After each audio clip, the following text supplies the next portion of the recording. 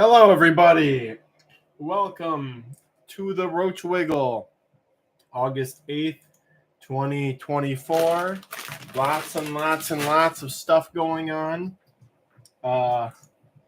Where do I even start today? What's up? What's going on? I'm doing isopod stuff. I made a short today after being attacked by a katydid. That was fun. Nice rainy day with the dogs. Oh, it's auto playing my other short. I want to see the first short. Let's say hello to our fellow wigglers today.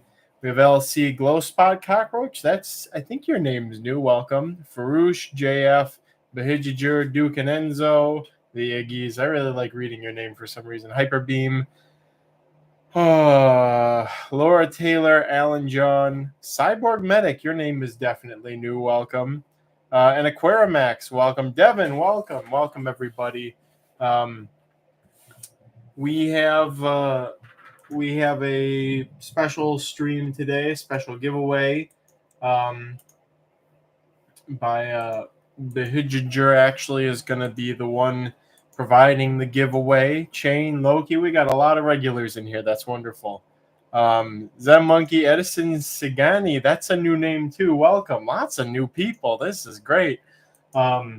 Yes, today we will be having a giveaway sponsored by Bahijager, who is the person who won the karaoke in the April Bugapalooza Exotic Wilderness. Satchel's here. Oh my gosh, you're going to drive me nuts with all these people. So anyways, I said that I would do karaoke in the next Roach Crossing After Dark. Cannot wait until I have a designated space for this stuff. And we don't have enough subscribers to do that yet. I will do another Roach Crossing After Dark when we hit 1K subscribers. We are currently at pretty darn close. 844, so we'll only need 166 more subscribers until is that math right? 156 more subscribers until we can do a Roach Crossing After Dark, and I'll do the karaoke song that was requested of me. So the idea behind the big giveaway today is that hopefully we'll draw on a couple of ambitious people who will subscribe, get us up on some subs.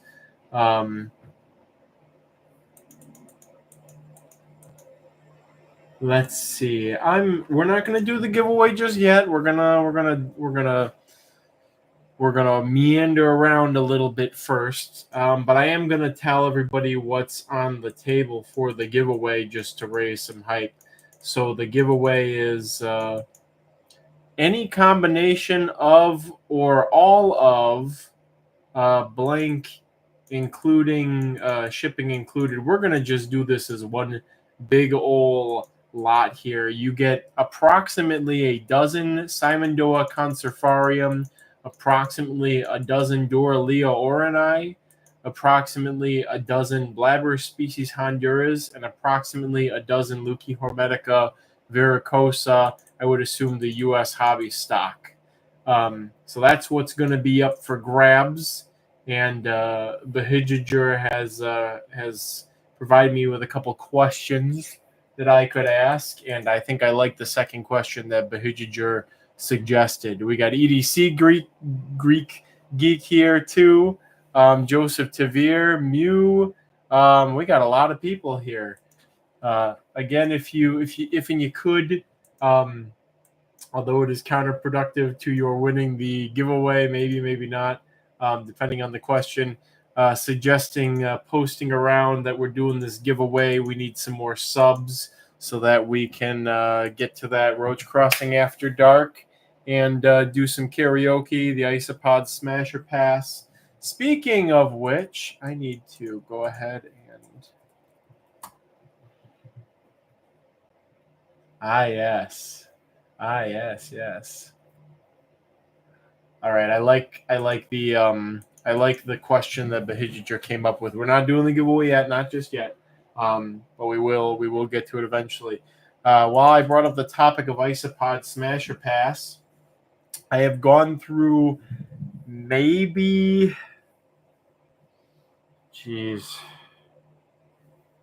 about 80 or 90 isopod cultures, and by some great gracious power beyond myself, most of my cultures are okay, salvageable. Many are down to the double digits, a few down to single digits, but a couple of them are just completely gone, and I need to, as some of you may have seen in the Discord with my little image, I need to reclaim those. I need to see if anybody got stock from me so I can get my own stock back, or if anybody else has some of these things. It's not really that much so far, surprisingly. Thank you, everybody, for reminding to like. I appreciate that. It's really not that much so far. On my paper here, I have 8 strains / species that I've lost. One or two of which might actually be okay. I think I have a separate culture, one of these going, but I'm not that far along in the racks. I'm getting through like halfway through the second rack, and there's still 2 more full ones. So I'm not sure exactly what all chaos awaits me as I continue going, but it's really not that bad so far. It's enough to just get me through these very busy times and get us to the new Roach building, which there's no direct news on the new building per se. I'm still getting the builder some specs. I'm waiting for Angela to send me a picture of the electrical box in the house tonight so that I can send that to the builder. And I got my neighbor who might want to subcontract in and all this stuff. Kyle losing isopod cultures. Who could have predicted this? Again, Kyle losing isopod cultures, not as likely as you may think. So out of about 80, 90, 100-ish cultures, I've lost 8, 2 of which are questionable. I might be able to salvage them with what's left, and I might have another culture, one of them going somewhere. But other than that, I'm going to say them as I'm writing here. Wanting to buy, trade, Roach crossing stock preferred. Just gonna get this up in the Discord we have. This one's bad. Porcellanites, prunosis, whiteout. I feel especially bad when I lose a culture of something that I made. These might be okay. I think there was a couple of tiny ones left, and if that's correct, then I'll probably salvage them. And if we don't have opposite sexes in there, I'll cross them to the original whiteouts are from Dearborn, Michigan, Prunosis stock. So I have the colony of that's doing fine. So I'll just cross them into the Dearborn stock and to up the numbers, and then keep the colony going that way. So those might be okay. The next one might be okay. Cubara species. I don't know how this happened. Panda King white. Right, panda question mark. I saw it labeled a couple of ways. Porcel. This one's a little bit sad. Porcelio species Valencia orange. I am sad that I missed those. Although this is a culture that was on its way out before the neglect happened. So I think that it was just the momentum from the dying there. My regular species Valencias are doing fine. Porcelio ornatus, another one that hurts. Witch's Brew, another one that was kind of on the decline as well. Aniscus acellis. Stardust Dalmatian. This one hurts because I don't think I'm going to get these back. And they were actually on the upswing before this happened. They simply got too dry. Some of the bins with shallower substrate dried out, and things couldn't find a refugia to hide in. The next one this is a weird situation. Porcelio lepinii, Morocco, and these didn't actually die out. I just have all males left. There's like 15 adults, and they're all males, and I don't know what happened to the females. So they didn't die out. They're okay, but they're just it's a little there's a little homosexual in there. Unfortunately, that doesn't work in this situation. Isopoda species. This one's funny. Isopoda species Shiro Bitsuri. I don't know how these pass. I was practically giving them away before. And then simultaneous Isopoda species Silver Ghost. Kind of meme name placeholders. And that's it out of the like 80 to 100 cultures I've gone through already. Hello, a person. Welcome. Laura Taylor says I was going to say it's nice to know that even Kyle loses a few now and then. What happened, Kyle? 4 months of no food is what happened. Angela has been helping me to spray the isopod cultures in between all this stuff. But I haven't been able to add more fish flakes or freshen up the substrate. And there's just so darn many cultures. So this has been very, very stressful week, and it's going to keep being stressful probably for another 2 weeks, 10 days, as I go through, take cultures that have failed, put them on fresh substrate. I have to sterilize new substrate. It's a whole involved process, very messy with the space and stuff that I have right now. But at the end of things, everything should be set for a good 6-ish months is how long it should take. So as long as I can clear the goalpost of getting moved to the new building, I'll be all right. How'd you kill rats, says Loki. I know my regular panda kings are fine. I thought they went extinct in my discoid culture over the winter, and then I like lifted up a piece of wood that was really stuck to the bottom of the enclosure, and there was like 200 under it in the discoid enclosure, and the regular culture is doing just fine too. It's just the whites, but I think they're one of the ones I might have a backup culture of. They might be in one of the containers way in the future of checking stuff. A person says, will you be posting a list in bugs you want? Yes, there's a list up there now. Again, it's surprisingly small. But there's also another thing that I shot myself in the foot last year. Dinor XRX says that suck. Damn, welcome Dinor XRX. I like your username. Welcome. I don't think I've seen you here before. William Udesky says, have some of your Shiro. I'll send with one of your boxes. Thank you. I appreciate that. Again, I don't know how that one happened. They were kind of not doing as good as they were before this all went down. Just admit you ate the isopods. It's on my list of to-dos to eat them, actually. Did nobody buy the Acellus morph? They just gone forever? They did when I first released them, and then subsequent people contacting me for them, I was always turning them away because they were on the decline, and then I finally was like, all right, let's do this right. And I pulled them to a brand new, fresh enclosure, and they were doing all right, and they were going to rebound, and then they just dried out. So we check with Ty Randall, though, if he has a non-contaminated stock. I do talk to Ty, and if he does, I'll pick up some stuff from him. For stuff that I'm really hoping to get from Roach Wigglers, that would be stuff like Pronosis Whiteout that came from me, the Valencia Oranges, Witch's Brews. The other stuff doesn't necessarily matter where it comes from, I don't think. So anyways, last winter was shooting myself in the foot. So what I was experimenting with guinea pig, like really concentrated guinea pig litter. And I use pine for the guinea pigs when they're in the garage during the winter time.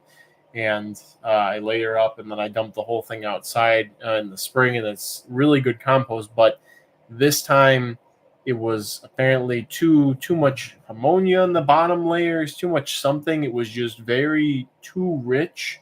Plants didn't even really want to grow in it. And I think that I made it, and it was just not ready. That stuff needs a lot of time to age.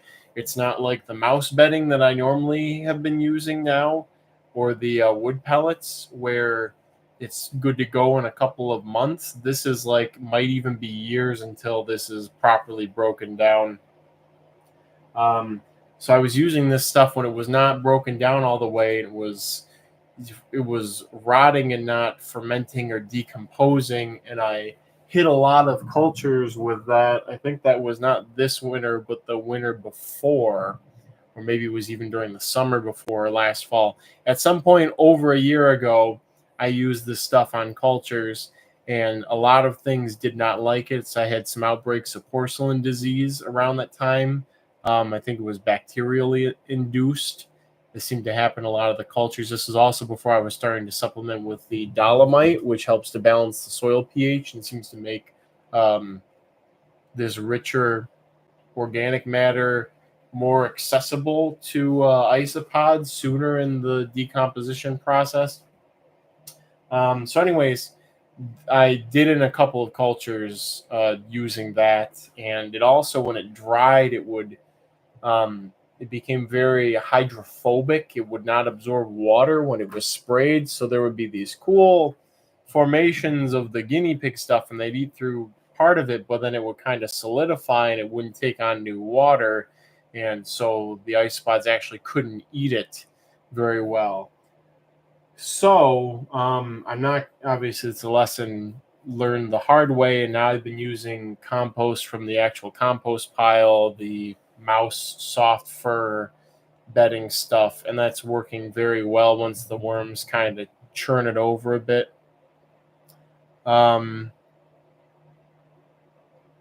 Seeing you lose these reminds me, says a person, I need to revisit the park with the early dragonhorn scaber phenotype. They fizzled out.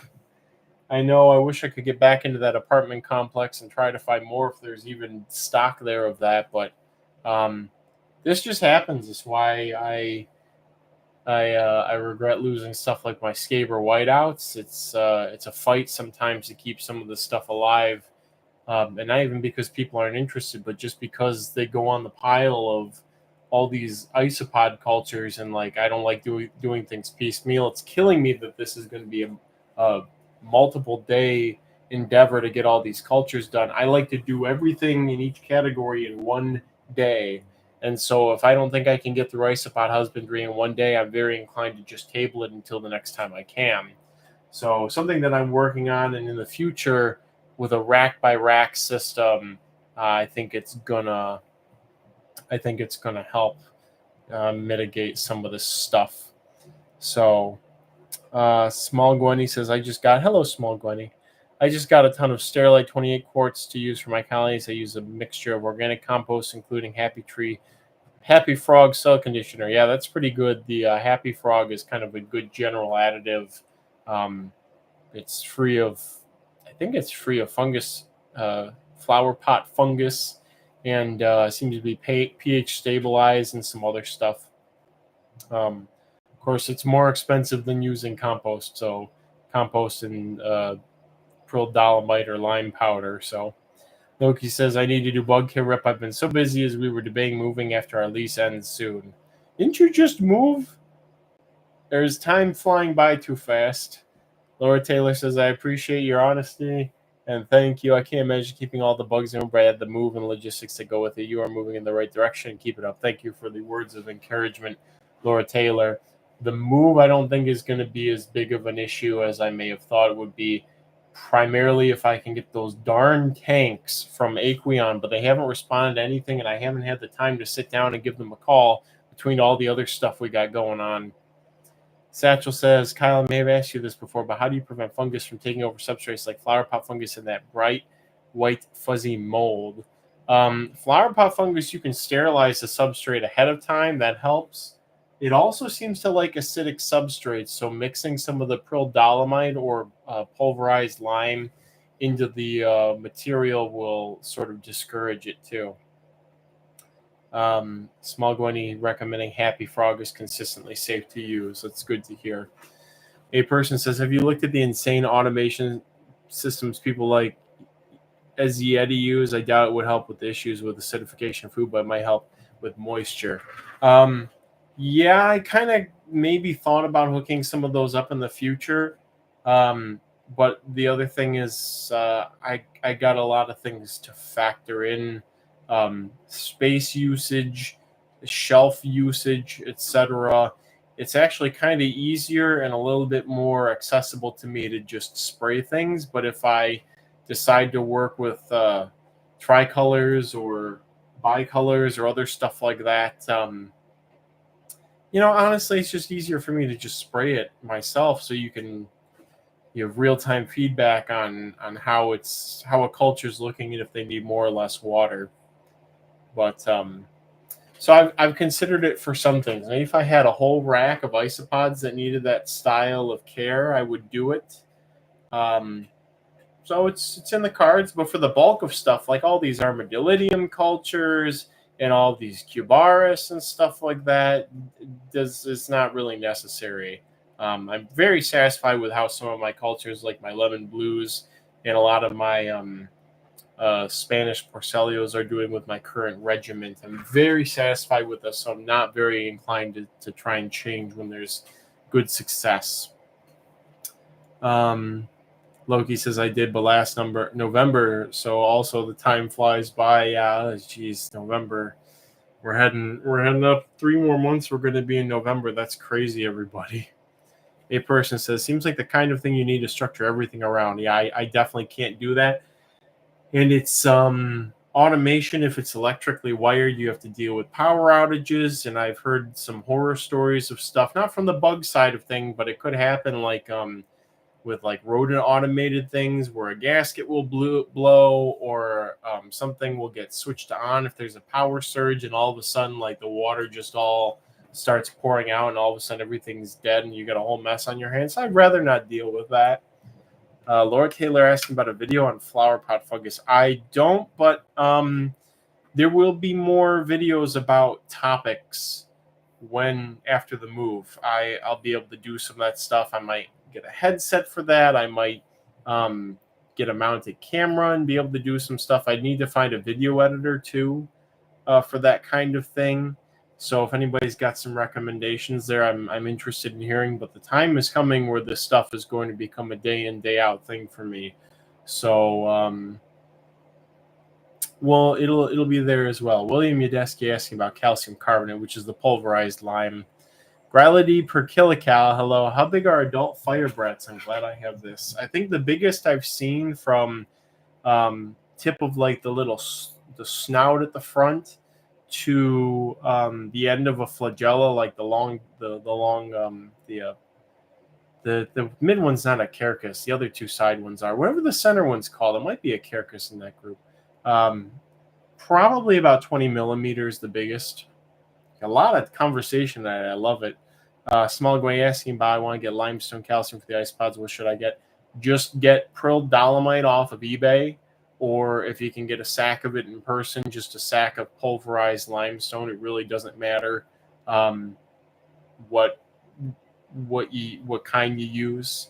And I've been using that with really good results. The ice pods don't necessarily eat it all the time, but it does get mixed into the substrate and helps to buffer it. And I'm sure some of the younger ones are utilizing it pretty heavily. Caleb Kahan says, do you know the relationship between mesh size and ventilation? Like 20 mesh is 60% open or something?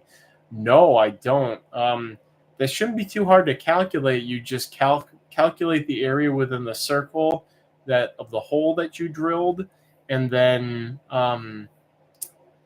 see what size the ventilation squares are on the whatever material you're using, or circles or whatever they are, just very rough approximate, and then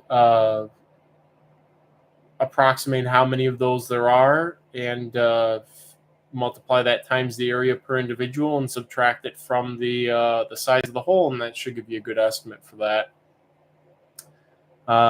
Small Gway says it's also easy to have real deep soil, but also costs a ton. That's why I've started using compost and mulch. Pods love it. It keeps the soil from getting muddy, and it's cheap.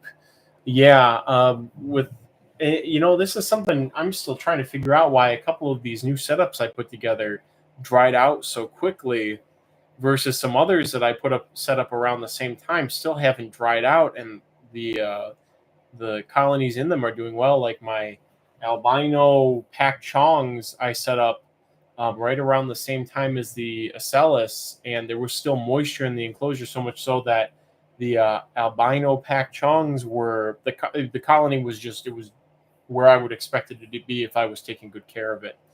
in terms of the population size. Alan asking about a solid date for the move, and the answer is it's already happening. It's not going to be all at once with this stuff. We're waiting. We'd probably be able to give an answer after this weekend to the fence and the land clearing companies to go forward with work. We're waiting to work out things with Angela's brother, and we just got to get that figured out. And as soon as he gives the thumbs up, I can give the thumbs up to the crews, and they can get out.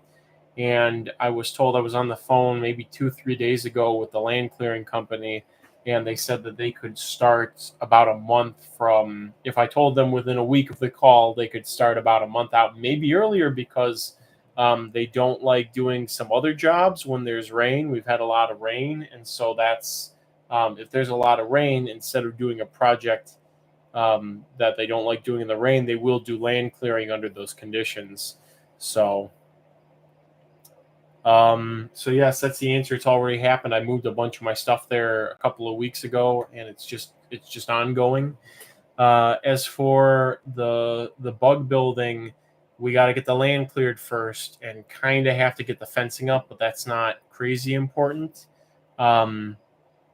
with respect to the bug building. But the land does need to be cleared so that they can put a foundation in and stuff.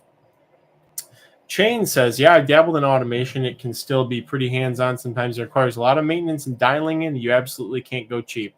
Yeah, we're trying to cut costs where we can with things that aren't infrastructure at the moment. So again, automation is nice.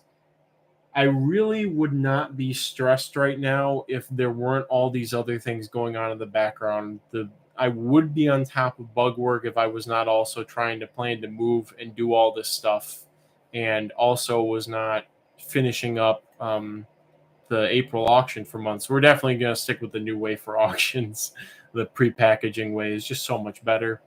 Small Gwenny says, also for those flower pot fungus issues, cinnamon actually works, but your bugs may get unhappy. It's safe for every invert I've used it for. It is supremely effective for flower pot fungus. Cinnamon is not a pesticide, it's a repellent at best. Thank you for that tip. That might be helpful to some people in different contexts. Limestone sand by the triaxle load, says Zen Monkey. Maybe that'll be me one day when I'm the isopod master of the world with 5 billion Scaber varieties found nowhere else, maybe. Elsie asked about roaches having snake shed. Yep, go ahead and give it to them. They love sheds. A person, thanks for the info on automation issues. Kyle and Champ might reconsider some future plans because of it.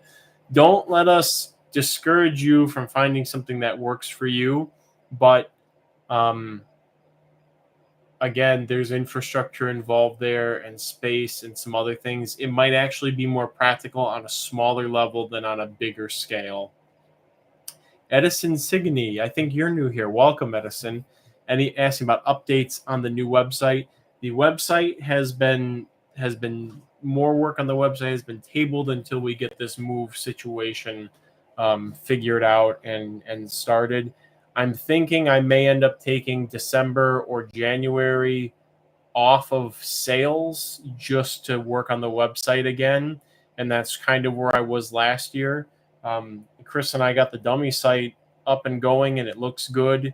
There's just a lot of stuff that needs to be added, and you just can't do all this stuff at once. There's just not enough. There's not enough Kyle to go around doing sales and finding new species and taking care of species and moving to a new place, etc. There's just not enough me.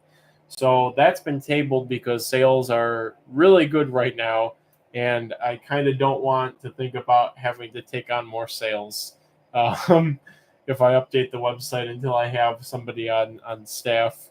But anyways, so it's kind of been tabled. The infrastructure's all there, though. The Excel sheets are all filled out. We're just waiting. I got to do flavor text. We got to get pictures associated and find a system with that. I suppose I could sick Mr. Chris on getting the separate pages put up at any time at the moment, like the redoing the homepage, the About Us, etc. I suppose I could perhaps give the order on that. Perhaps. Grility per kilocal says, I wonder if the average firebrand is big enough to feed to an adult leopard gecko if the largest you've seen is just over 3/4 an inch.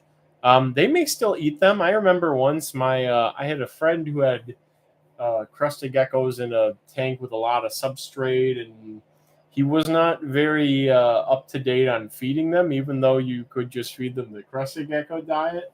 But there was one time where we were in there and like looking at them, and one of the crested geckos saw a fungus gnat, like a full size crested gecko saw a fungus gnat, jumped at it and ate it, and we were all kind of like, "Whoa!"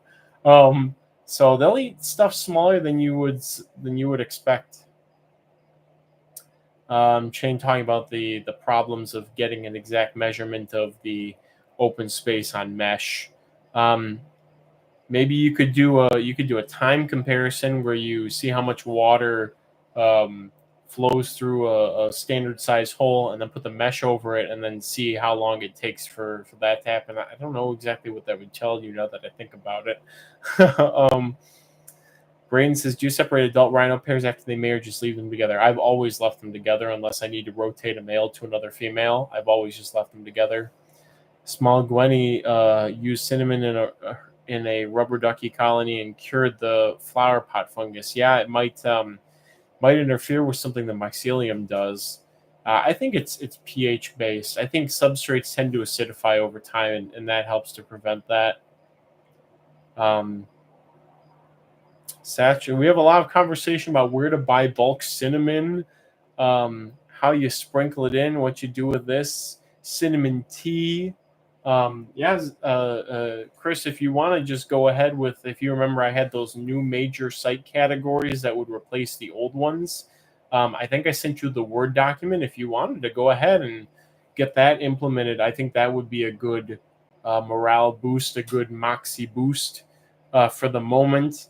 But I do think the bulk of I am really looking forward to writing the flavor text.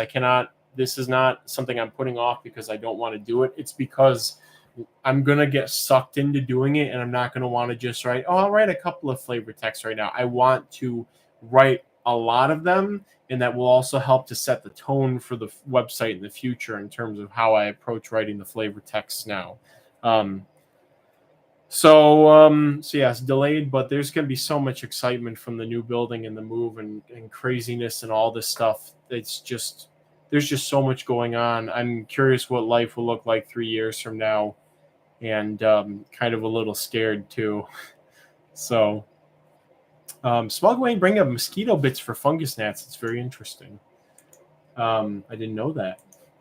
So I think there was more news I had to share. I think I talked about my millipedes all doing pretty well last time. That kind of still holds water. There's a bunch of stuff that's come in the last week. There's 2 boxes waiting for me to open them up right now that I really need to get to after the stream. But a lot of new roaches. I cannot say who, but a member of the Wiggle has succeeded in getting us some very cool, never before kept roach species, and it's not who some of you may think it is. And there were a couple setbacks, a little bit of sadness and disappointment with the process, but ultimately we are guaranteed at least 1 new species, potentially 3 in addition to that, and I am very grateful. I am very grateful for their continued contributions to things. So, a person says you should write a fun placeholder flavor text that applies automatically to everything without them. That is likely what's going to happen, but I also want to...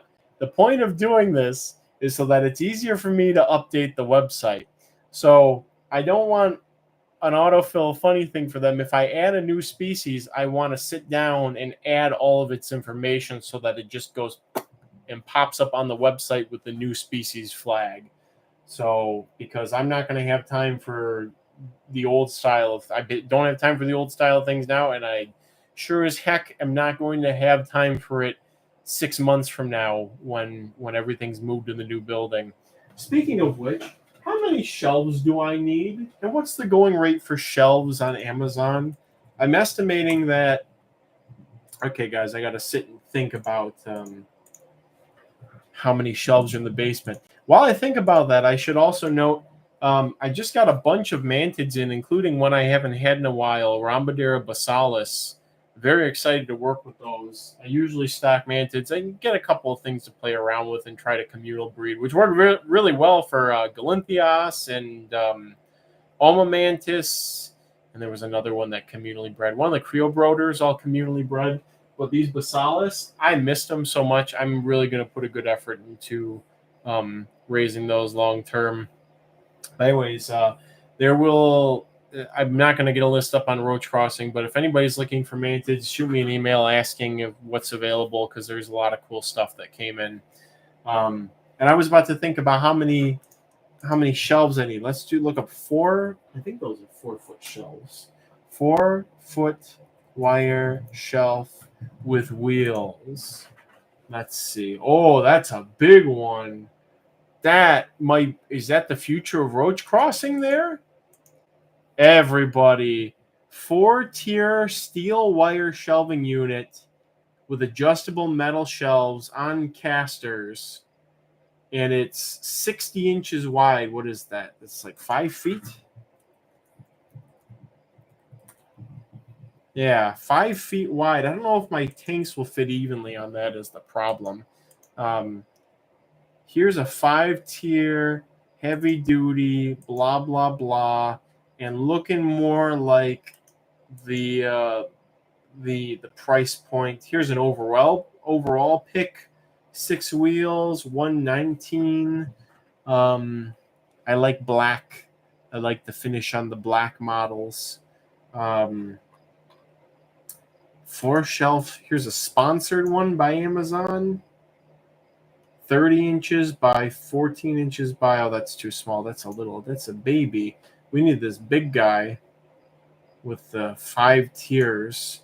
129. Here's this other one. 119. I'm not sure what the difference is. Why is this one got little J clips on it? I'll have to look into this again, but it's looking like I'm going to be looking at, like $130 per shelf. And now I got to figure out how many freaking shelves I need. How many freaking shelves do I need? Also, I'm glad people are very amused by the glowing mustache here. It's nice. I am looking forward to not having this dance with the freaking curtain here. There will be a window in the future office, but I'll just close it all the time, and there won't be background lighting, so I'll have designated lighting for everything. 130 per shelf is not bad in today's prices, yes, but now I have to calculate how many I need because every shelf that you see in here and every shelf that's in the bug room downstairs and then some extra, so I have extras on hand in case they switch the models and so that I can expand easily, needs to be replaced. All this old shelving I am ditching. I might sell to a scrap metal person. I'm not sure what I'm going to do with it, but I am not going to use this old shelving because the casters are the future, so I can move stuff around. If I need to work on a shelf and my back goes out, I can move the whole thing over to me and work on it. I wonder if you could get a bulk price by using a warehouse supply site or something. Maybe. The problem is some of the stuff they use heavier duty stuff in a warehouse setting than some of the stuff, but I will look into anything that can help to save me some money. This is saying like the maximum's like 5. No. Do I have to contact the supplier or something? Please, no. Come on. Okay, here's a 3-foot one. Is that the one I'm thinking of? Does Amazon Basics make a shelf? These are not 3 feet wide. These are 4 feet wide. They're 48 inches. Let's see. Amazon Basics shelf, 48 inches. No. Well, this is going to require some more investigation, but I was meaning to sit down and figure out how many of the darn things I need. Look for it on Lowe's. Buy the individual poles, casters, and racks in bulk. Pone Ninja, welcome, and thanks for that interesting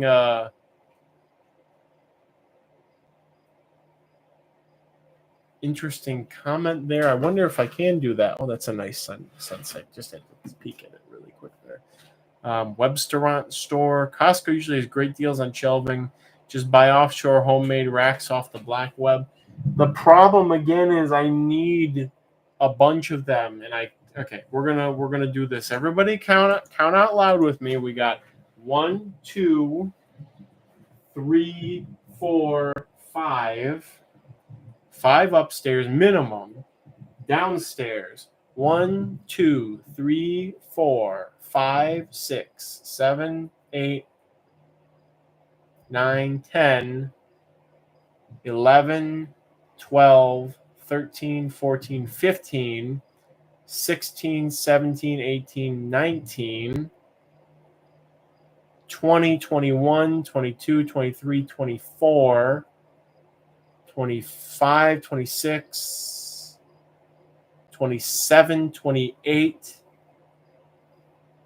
And then there's a bunch in the back room, or a couple in the back room, like 2, 30. But we're not going to just need 30. We're going to need more than that. So I need about 40 from the get-go. Some discussions about what would we consider the black web here. This is out of pocket. This is not necessarily directly out of my pocket. This is going to be probably its own little auction. And I don't want to do math right now. 40 times, let's say just 130 again for 130. $5,200 in shelves alone. And that's not the electrical equipment to hook up the lights to the shelves.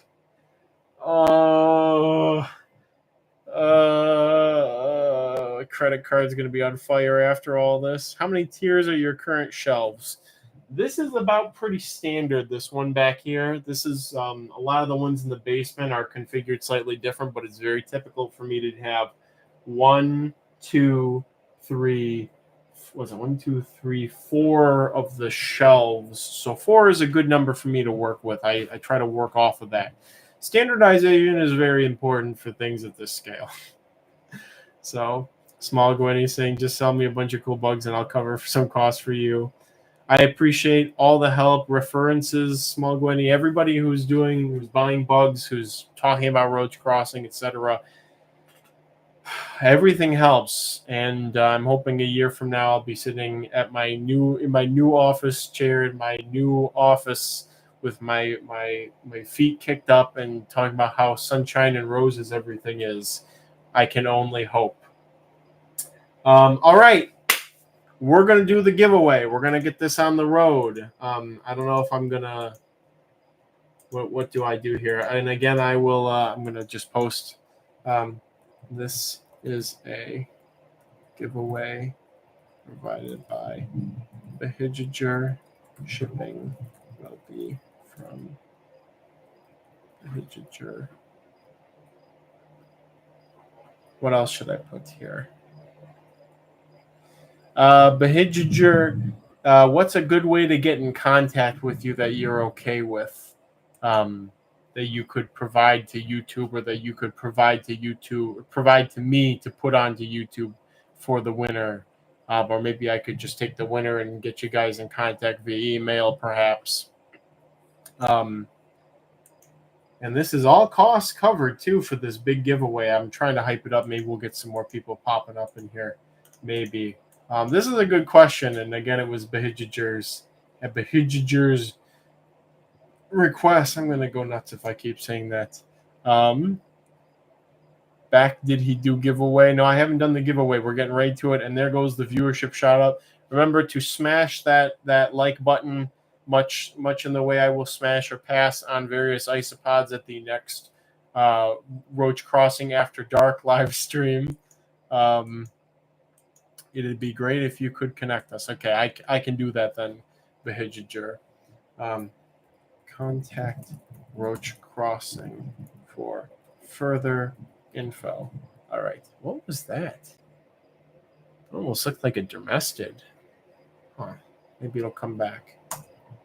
All right. Hello, MC McCheeseburger. Welcome. We're doing it. We're doing the giveaway. And the giveaway is for 12-ish Simon Doa Conservarium. 12-ish Doralea orani, 12-ish Blabber species Honduras, and 12-ish Leukihormetica varicosa U.S. hobby stock. All in one big box. All right. I'm gonna go and I'm gonna stir the pot. I'm gonna do a add everyone in general. Big giveaway happening in the live stream right now.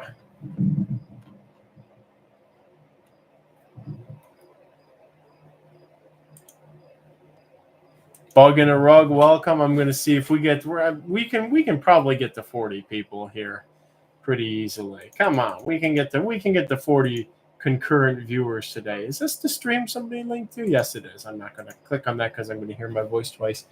And I really want to know what the thing is. It really kind of seems like it's arrested.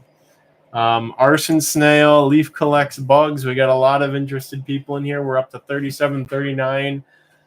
All right. We're getting really close, and I gotta type out the question first. This is a good question. Again, not my question choice, but Hijigers. I gotta get the exact giveaway, the question. All right, I'm gonna copy paste and just phrase it a little bit better.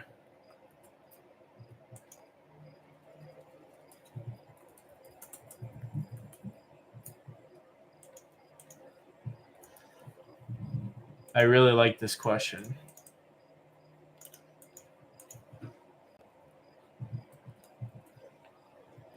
All right. There are a couple of answers that I will take for this. First one to answer gets it, but we're looking for adjective, noun. Adjective, then noun. So there's an answer here, and you have to have an adjective and a noun, but there's a couple of answers that I will take here. Great, we got 42 people. Wonderful, we're going. We did it. Call everyone you know. I love that. Let's like the stream. I really appreciate it, everybody. Okay, here we go. Again, I have to insist.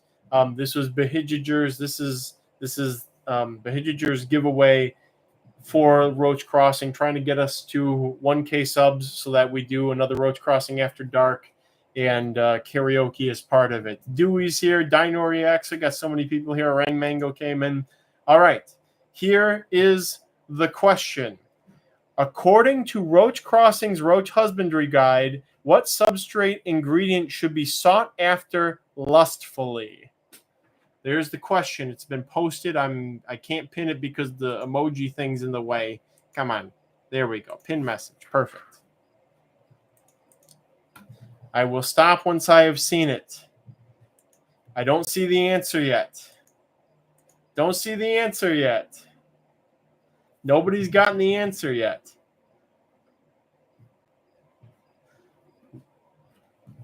I think we might have the answer. We have a winner. We have a winner. Wait a minute. Stop the presses.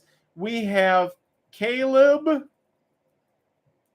Kahan is the winner, with the answer being, and by a long shot, soft sand.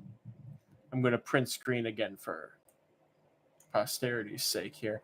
When I print screened, the screen froze, and for a moment I panicked and was like immediately hyper aware of where the cable was, but it was just because I was print screening. I'm posting it for posterity's sake in the Discord, showing that Caleb Kahan, good job. You are the winner. Soft sand. Got to boost the power of your ground type moves. Thank you for that comment, Satchel. I appreciate that. The Control F legend, yeah. I would have also taken silky sand or dune sand. Right out of the care guide. Again, quick on the draw with the Control F. Where do I find soft sand? Says Kevin Santiago. This is great, everybody. Wonderful. And thank you again, Caleb Kahan, with your quick draw there. I Control F as soon as possible. That's the quote that we will put in the presses from Caleb Kahan. I control F as soon as possible. Most natural sand. What makes it soft? It's been degraded for thousands of years. Don't take that the wrong way. It's been squishing up against other sand particles, rounding off all the microscopic edges, and making it super soft instead of like play sand, which is a byproduct of industrial processes or maybe even made industrially, where it's manually broken up material. And if you look at it under a microscope, it's very sharp and jagged. It's very different from sand you find outdoors, especially in Michigan. You dig a couple feet down in a lot of places and you'll get to just this pure orangish yellow sand. It's very soft. It's excellent for all bug purposes, basically. Soft sand sounds like something you'd find in the concrete or paint section. That's funny. Insect Central is here. We got a lot of greenhorns, a lot of fresh young faces popping up in here. The next generation of bug collectors and keepers. I'm seeing a couple of you folks here. Sand with clay says Ilo Noi. Ilo Noi. Sand with clay is not always very easy to find. That can be pretty good for like beetles that need to pupate in very specific material. I've made some sandy clay mixes really good for getting Cotinus metabolus to pupate in, although they will pupate in just pure sand. So thank you, everybody, for that wonderful giveaway. Caleb, I'm going to give you Behijger's contact information.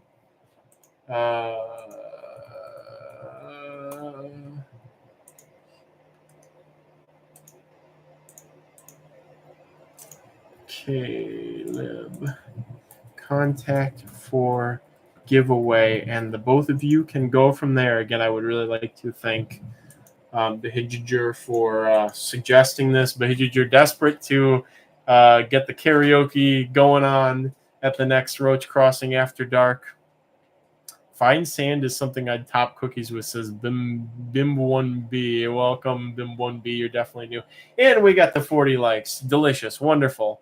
Insect Central says, I went to 3 parks 2 hours away and they had nothing. That's a big old shame. Was it dry, maybe? Small going to ask about bentonite clay. I actually did use bentonite clay, I think, for those Cotinus, and it was fine. Walmart's been selling all natural clay cat litter lately for pretty cheap, and I used that for some stuff, and it also worked fine without any complications. So I'm inclined to say you can use that too, and that's, you can dig up and sterilize your own clay, which is kind of a timely and messy process, or you could get this granulated stuff from Walmart and try that. Kevin Santiago says, dig a little hole, I'll find some bomb natural sand. Yeah, it depends on where you are in Michigan, especially if you're in my backyard. If you, before I moved in, dug down a couple inches, you'd hit pure sand. Now there's so much organic matter built up, I do have to go about 6 inches to find it in most places, but the dogs also dig it up in their dog mounds and holes. So Insect Central says, it was really moist, but the only thing I could find was Florida fast ice spots. I'm going to a special spot this weekend, though. That's good. Looking in really well rotted logs is always fruitful. If you may have to do some searching to find that sort of microhabitat, but usually pretty fruitful with what you're looking for. Chain goes to local river for sand to get very soft sand. Yeah, I like the digging around here. This sand that I have in my yard has been perfect for everything. And the property we're moving to, I'm pretty sure also has sandy subsoil, but I may end up taking a couple buckets or trash cans full of my yard sand from here.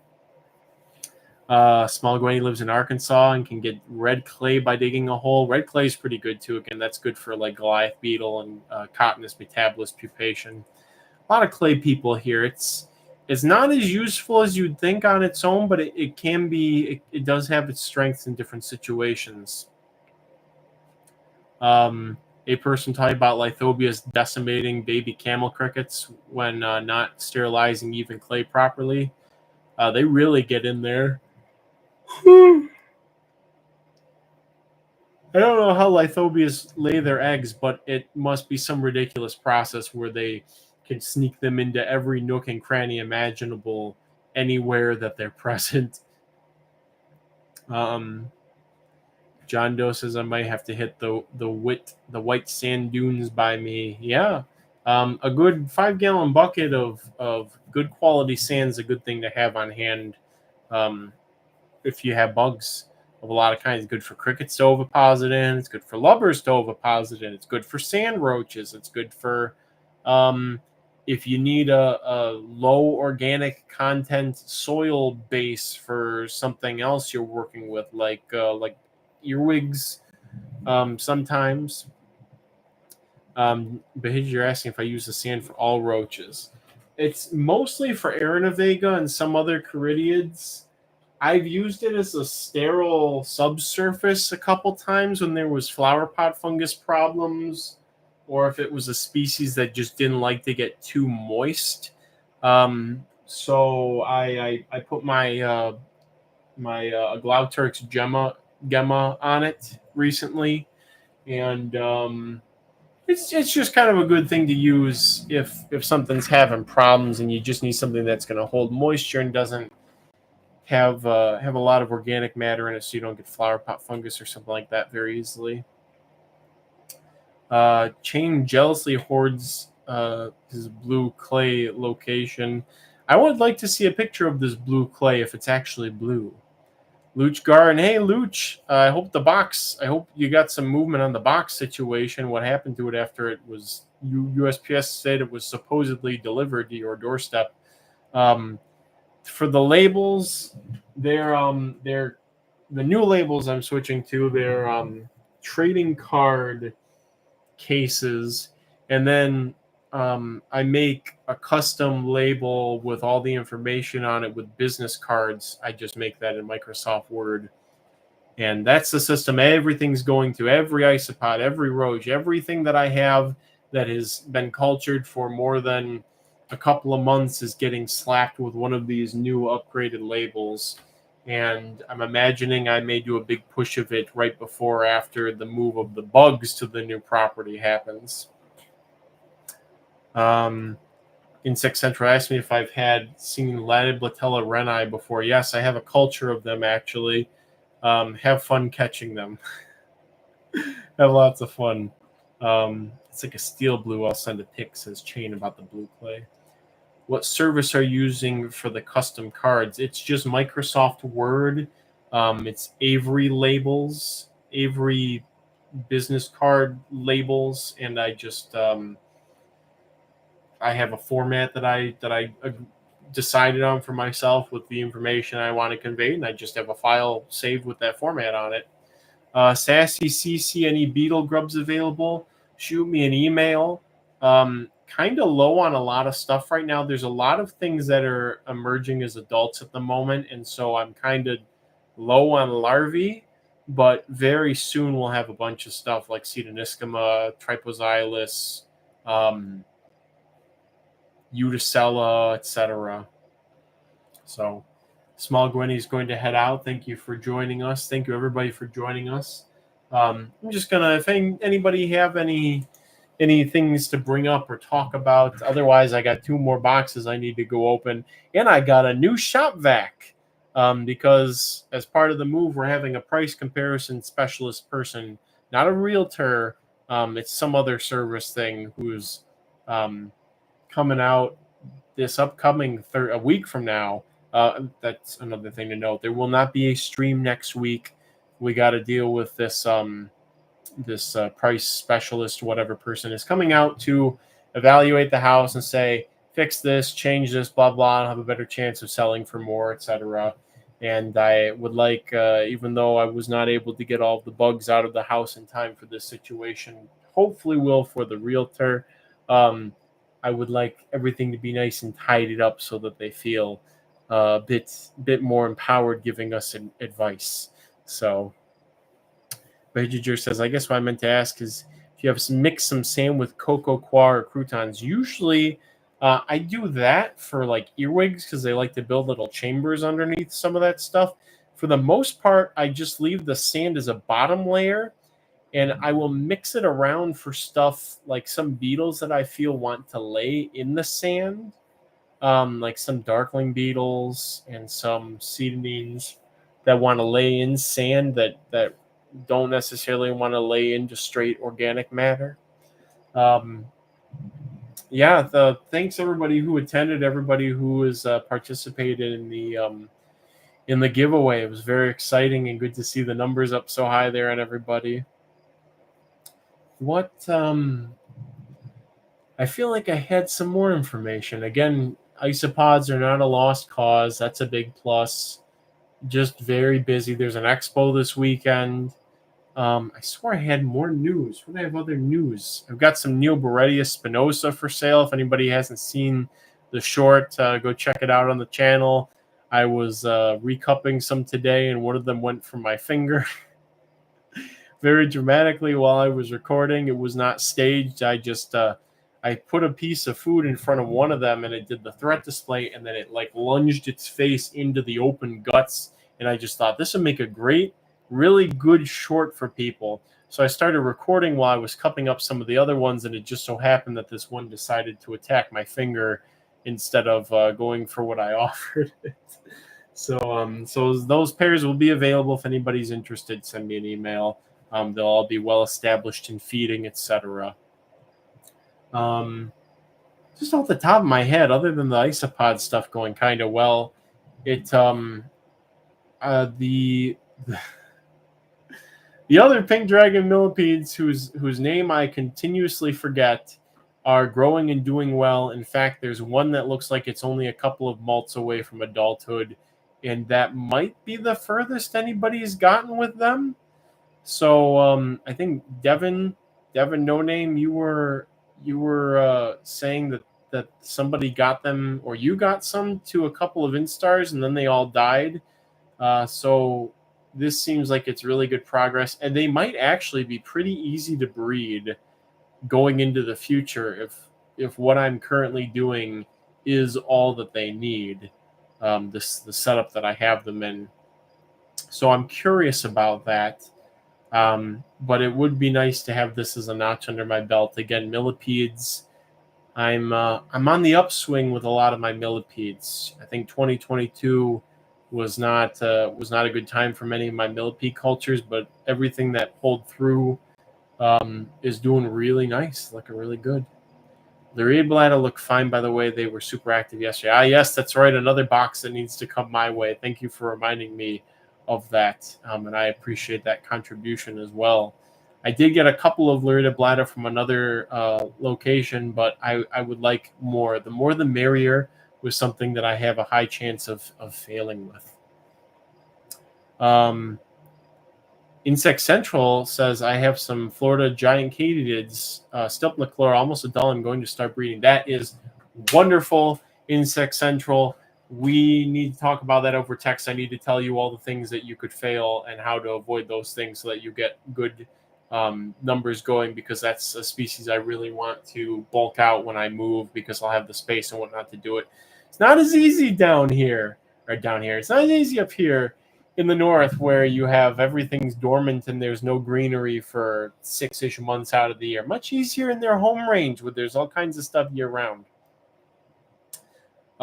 Chain asking now, is that due to better husbandry adaptation? Are you talking about the other pink dragon millipede species? Better husbandry. It could be both. I hope it's both. That way, if I screw up again, they're already pre-adapted for this situation. Like I've been thinking this a lot with them as I go through the isopods, and I know I've said it before, and I'll say it again as I do many things. If you lose a culture of something and you're down to 3 individuals, and you pull up on the plane as it's about to crash into the ground, and you are able to get a colony going off those 3 individuals, do not think you need to add more genetic diversity or something to the colony. They are micro adapting to whatever you're doing. And if the colony enumerates and you get a bunch of babies and whatever, then inbreeding is not an issue.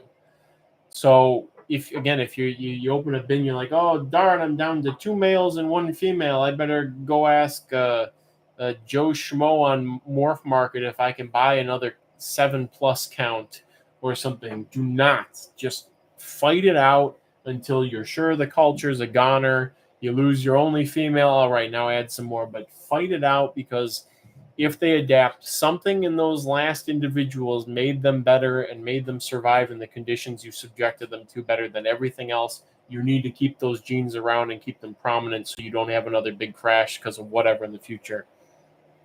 John Doe talking about dry tolerant duckies. I've noticed rubber duckies tend to be very dry tolerant compared to a lot of the other cubaris. A lot of them seem to be, honestly.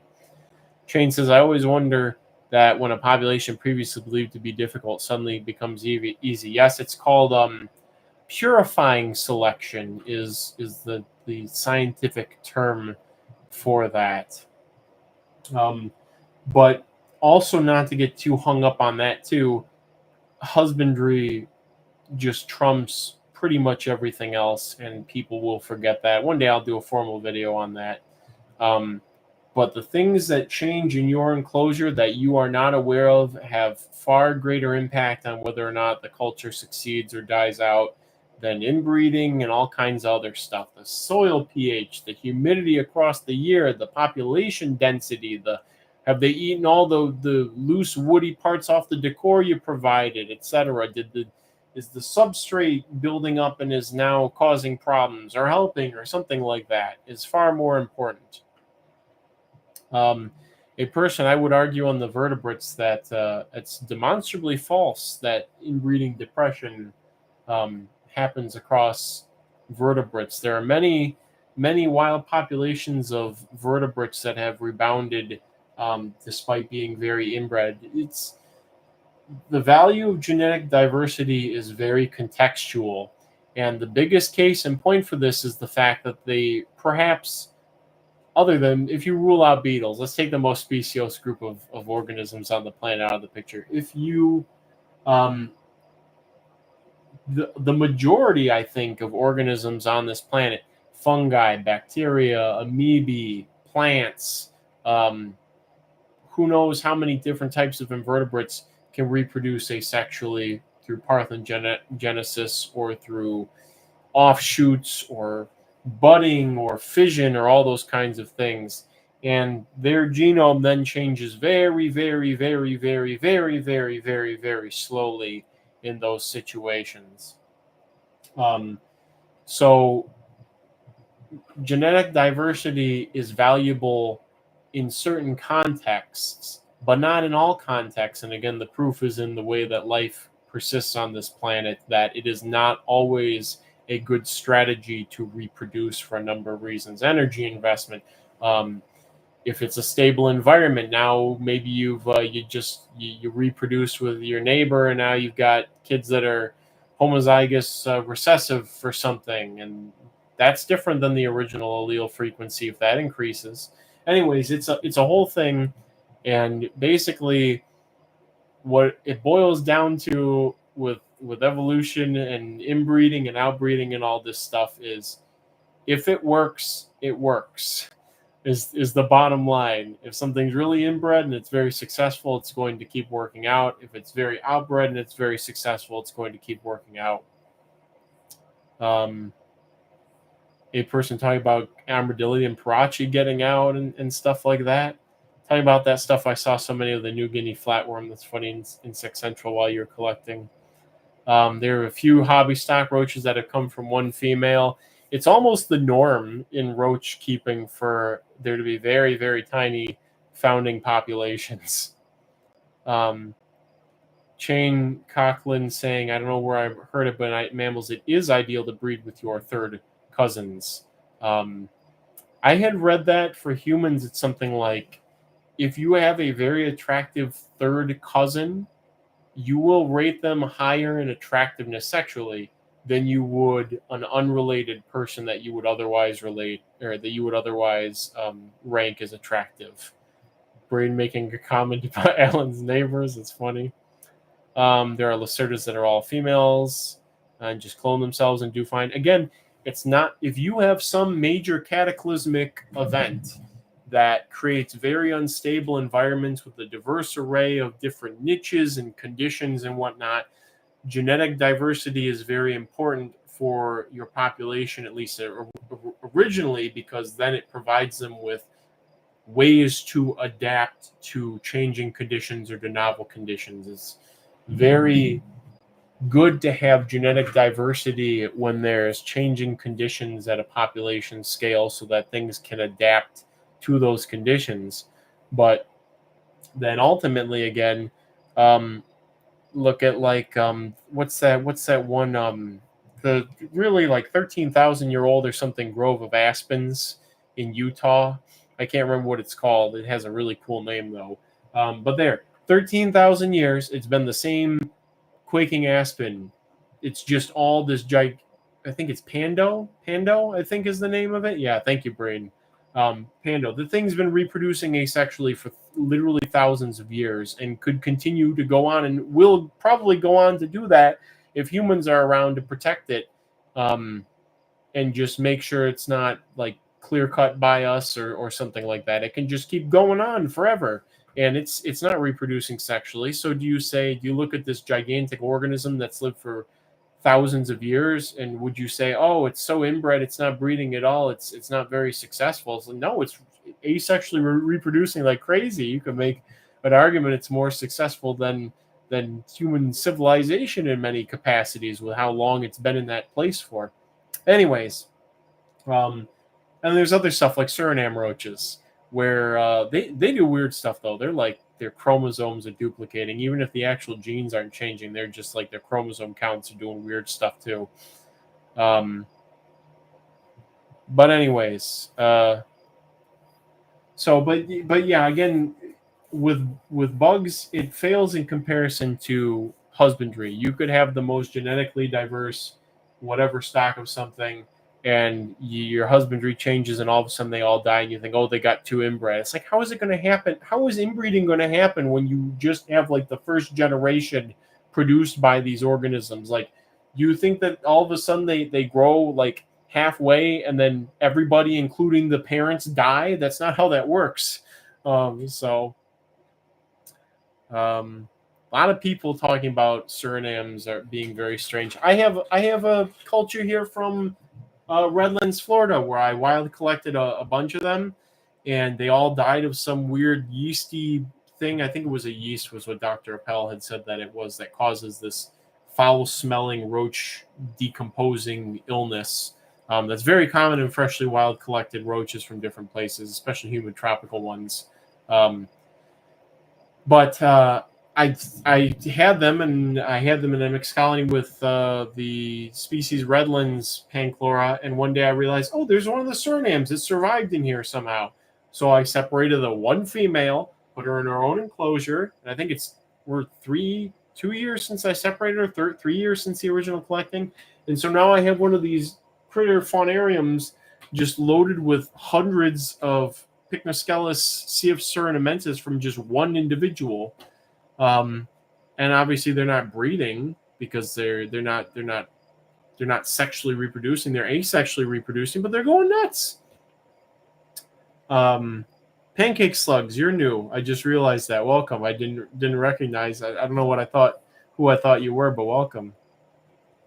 Caleb Kahana asking about cohabiting roaches in a big container. Do they ever separated themselves?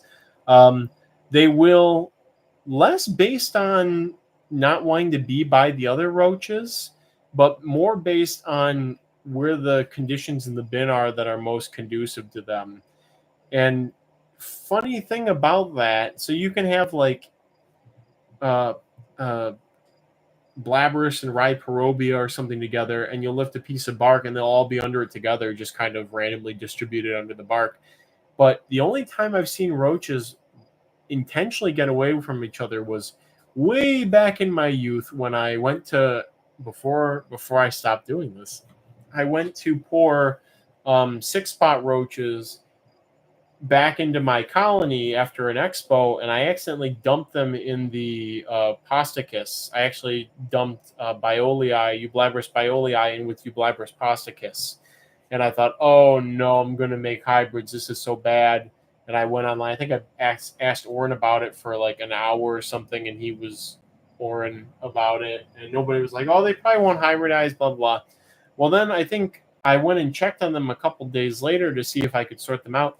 Every single one of the 6 spots was up on the egg cartons away from the orange heads. Even the nymphs, they were all away from them. So for some reason, they didn't like each other. And actually, supposedly, not Biolii, but